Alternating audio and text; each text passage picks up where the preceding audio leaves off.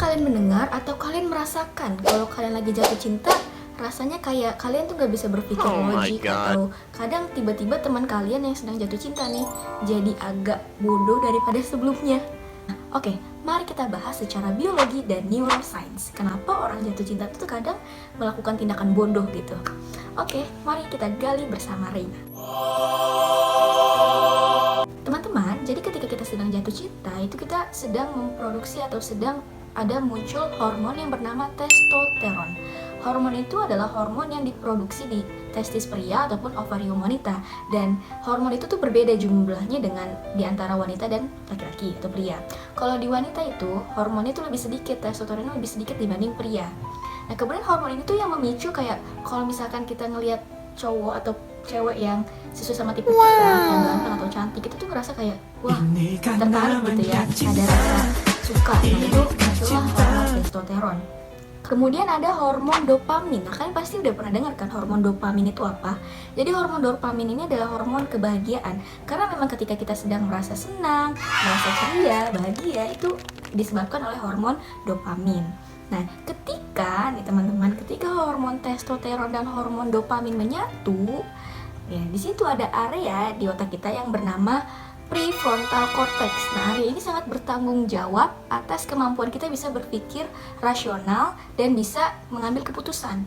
Ketika hormon-hormon ini meningkat, ini menyebabkan penurunan aktivitas pada otak prefrontal cortex. Nah, sehingga kita juga jadi sedikit tidak berpikir rasional dan sedikit tidak logik gitu, disebabkan oleh hormon yang meningkat. Jadi, ini yang menyebabkan ketika orang sedang jatuh cinta tuh ada kalimatnya kayak gini. I'd climb every mountain and swim every ocean just to be with you. Jadi nggak logik gitu, nggak rasional. Orang sedang jatuh cinta, dia akan melakukan apapun, melakukan segala sesuatu atau segala hal hanya untuk bisa ngelihat wajah dia, hanya untuk bisa bertemu dia, atau hanya untuk mendapatkan dia gitu. Kita bakal ngelakuin apa aja.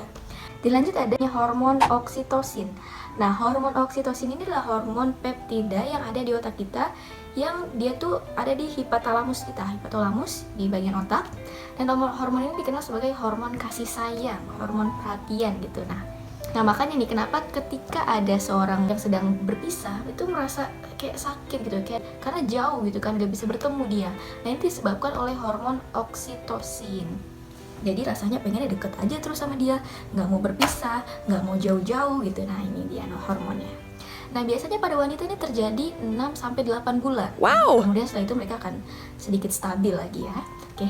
Ini ada hormon estrogen, memicu kayak tiba-tiba orang jadi care gitu, laki-laki itu jadi perhatian gitu sama kamu, sama wanita gitu.